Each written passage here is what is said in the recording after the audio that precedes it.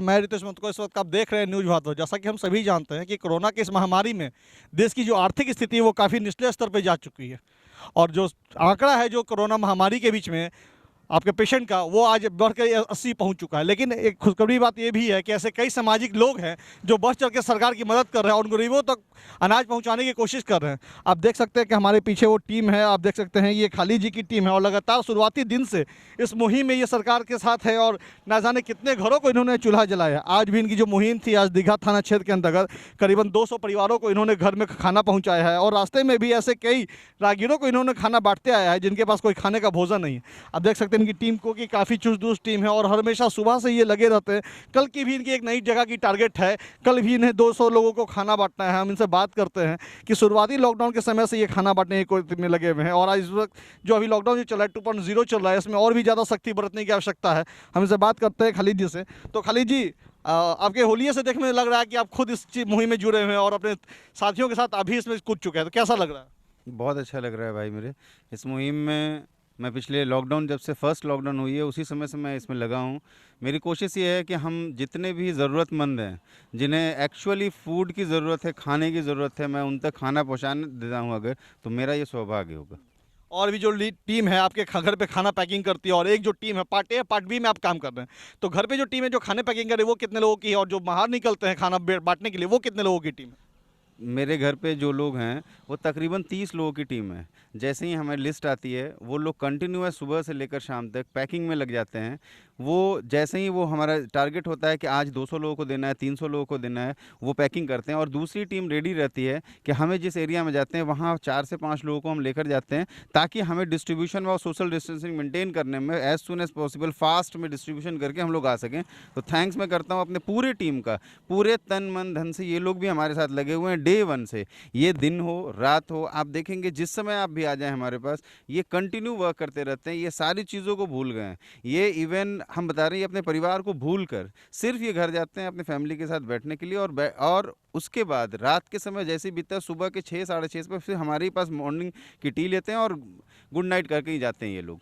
करीबन करीबन डेली जो है 200 लोगों को खाना वितरण कर रहे हैं। तो सरकार ने जो गाइडलाइन दिया है कि सोशल डिस्टेंसिंग को मेंटेन रखने के लिए, इसके लिए पहला शुरुआत आप क्या करते हैं? अगर आपके पास लिस्ट आता है तो फिर थाना से संपर्क करते हैं और उसके लिए थाना से बात करके कैसे उस सोशल डिस्टेंसिंग को मेंटेन करते हैं? जिस एरिया से हमारे पास लिस्ट आती है उस एरिया से सबसे पहले मैं उस वहाँ के थाना प्रभारी से संपर्क करता हूँ। सपोज़ कीजिए गांधी मैदान हो, कंकड़ बाग हो या दीघा हो, उस थाना प्रभारी को इन्फॉर्म करते हैं कि सर हमारे पास ऐसे ऐसे लोग हैं, इतने लिस्ट हैं जिनके ऊपर डिस्ट्रीब्यूशन करनी है फूड।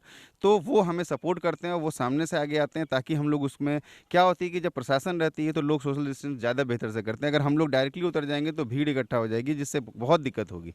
तो थाना हमें पूरी तरह से प्रशासन सपोर्ट कर रही है और आप लोग तो देख ही रहे हैं, लगातार डे वन से थाना हमारे सपोर्ट में है और डिस्ट्रीब्यूशन में हमें बहुत आसानी हो जाती है। लगातार जो खाना बांटे, शुरुआती लॉकडाउन में आपने पका हुआ भोजन आपने बांटने की कोशिश की थी, लेकिन कहीं ना कहीं से बहुत जगह से समस्या ऐसे आ रही थी कि वो सिर्फ एक टाइम में ही खत्म हो जाता था।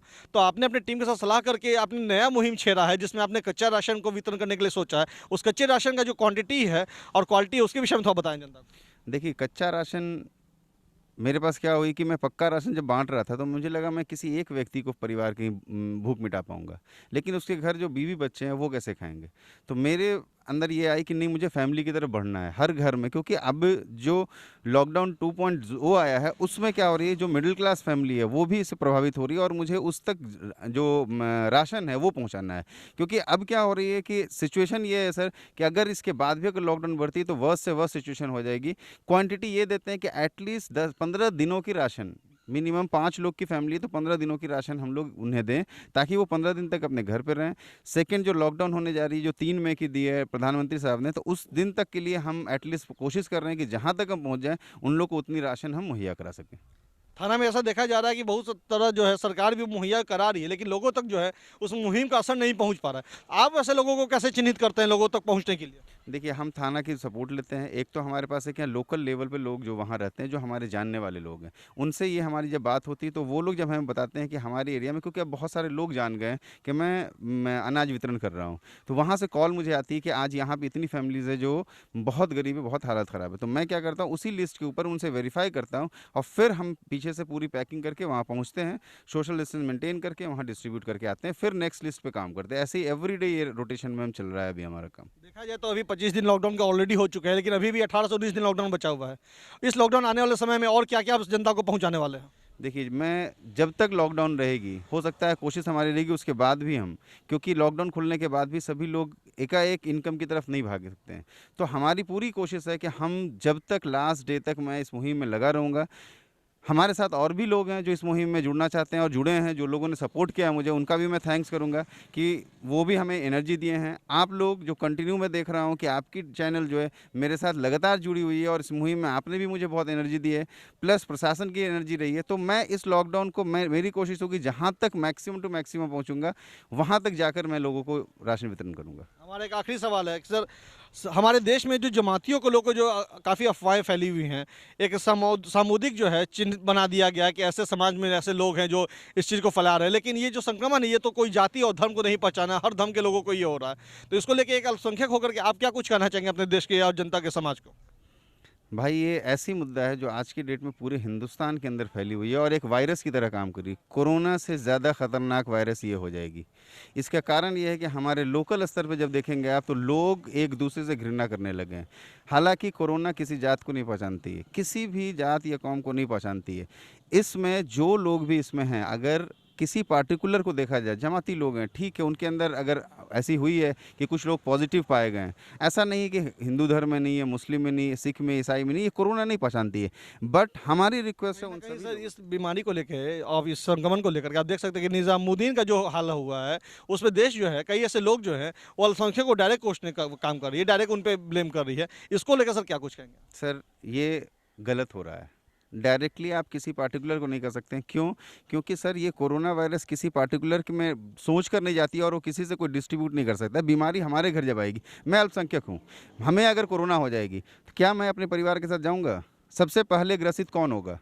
एक मुस्लिम समुदाय ही होगा। क्योंकि अगर आप देखें एक चीज़, हिंदुस्तान हो या कहीं भी हो, मंदिर में सर मुस्लिम नहीं जाते हैं, हिंदू जाते हैं। अगर वो कोरोना लेकर जाएंगे तो किसको सबसे पहले पॉजिटिव आएगी केसेस? उनके अंदर आएगी। जमात वाले लोग अगर इस तरह की मेंटेलिटी अगर होगी तो ये चीज़ें हो नहीं सकती, पॉसिबिलिटीज़ नहीं है। बट एक चीज़ उनमें मैं देख रहा हूँ कि वो लोग, एक चीज़ में मैं देख रहा हूँ कि प्रशासन को या जो मेडिकल टीम के ऊपर में जो हमलाएं हो रही है, ये सरासर गलत हो रही है। दूसरी चीज़, ये लोग डरे नहीं, सरकार की तरफ आगे बढ़ें। जो लोग ऐसे पाए गए हैं, जो लोग उस जमात से जुड़े हुए थे, वो लोग आगे बढ़कर अपना टेस्ट करा लें। इससे क्या होगा?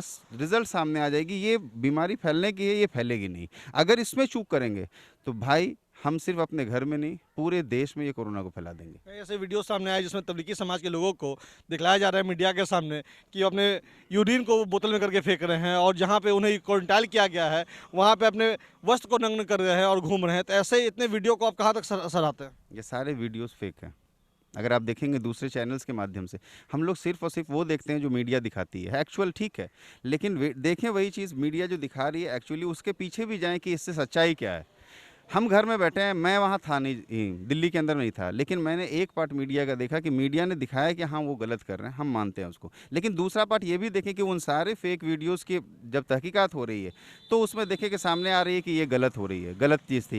क्योंकि ये लोग पूरे परहेजगार हैं और ये लोग ऐसा कर नहीं सकते हैं भाई। ये रिक्वेस्ट मैं कर रहा हूँ, किसी धर्म में, किसी भी गुरु में कोई भी ऐसा व्यक्ति ये नहीं सिखाता है, न राम जी सिखाएँ किसी तरह से किसी जात पात का बात, न हमारे यहाँ मोहम्मद सल्लल्लाहु अलैहि वसल्लम ने बताया है, ना ईसाई धर्म में है कि किसी पार्टिकुलर में गलत की जाए। तो ये गलत चल रही है बात।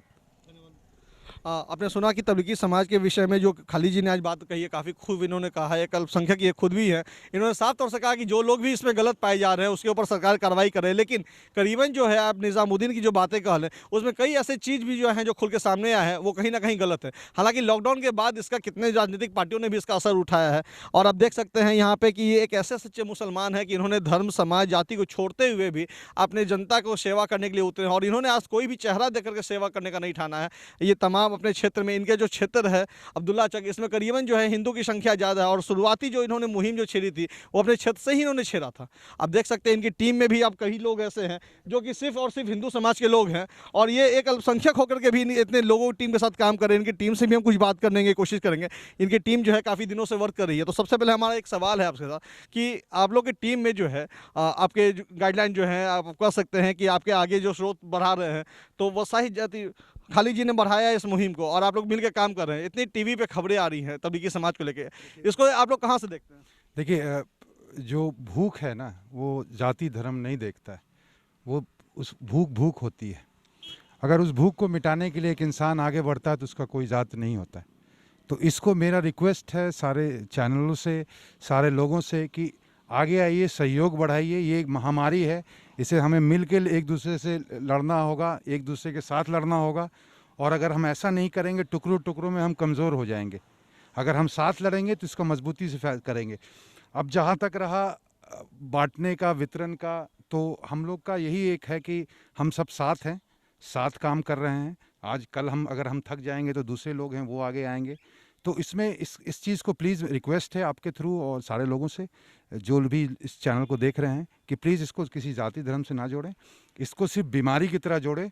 और जो लोग मजबूर हैं, जिनको खाने की ज़रूरत है, जिनको पानी की ज़रूरत है, उनको सब कुछ सप्लाई कीजिए। प्रशासन ने लॉ एंड ऑर्डर बहुत अच्छा मेंटेन कर रखा है। हम नहीं चाहते हैं, मैं एक ग्रामीण क्षेत्र से बिलोंग करता हूँ, अभी तक हमारा ग्रामीण क्षेत्र काफ़ी सुरक्षित है क्योंकि लोग काफ़ी जागरूक हैं। लेकिन इस आपके चैनल से ये भी कहना चाहते हैं कि हमारे पुलिसकर्मी, हमारे लेडी पुलिसकर्मी, जेंट पुलिसकर्मी जो रोड पे खड़े हैं, उनको खाना आने में हो सकता है प्रशासन द्वारा डिले हो जाए। तो कृपया करके अगर आपके पास कुछ नहीं है तो पानी को उनको पहुंचाएं, क्योंकि पानी इस गर्मी के मौसम में, पानी एक इंसान के लिए थोड़ा सा जीवन दान बढ़ाएगा ताकि उसका हौसला बढ़ेगा। और जब हम साथ काम करेंगे तो बहुत अच्छे से इसको काबू करेंगे। प्लीज़ इसको धर्म और जाति से ना जोड़ें। Thank you. काफ़ी अच्छा कहा इन्होंने कि भाई अभी जो समाज में जो ज़रूरत है वो कोरोना महामारी को अपने से भगाने की ज़रूरत है, और जितना हम इस चीज़ को मेंटेन करेंगे वो ज़्यादा इस बीमारी से हम दूर रह पाएंगे। आप देख सकते हैं कि यहाँ पे इन्होंने काफ़ी अच्छा कहा, समाज के लिए एक अच्छा इन्होंने अथी भी बताया है कि मैसेज दिया है कि भाई समाज में आप कभी भी जाति और धर्म को ना जोड़े। इस बीमारी के बाद भी कभी भी आप इस चीज़ को लेकर जोड़ेंगे तो आगे नहीं बढ़ पाएगा, देश नहीं बढ़ पाएगा, आपका परिवार नहीं बढ़ पाएगा। और सरकार भी इसी चीज़ को लेकर के जनता के सामने आ रही है लगातार कि जितने भी ये जो बातें आ रही हैं खुल के सामने, जाति धर्म को लेकर के, तबलीगी समाज को लेकर के, ये बात की चीज़ है। लेकिन अभी जो वर्तमान जो परेशानियां हम लोग के पास कोरोना महामारी को लेकर, अभी फिलहाल हमको इससे लड़ना है, और ये तभी हम लोग इससे मजबूत हो पाएंगे जब हम सोशल डिस्टेंसिंग को मेंटेन करेंगे और एक दूसरे को सहयोग करेंगे। तब तक के लिए बने रहे हमारे साथ। मैं देशमंत को, न्यूज़ भारत पटना।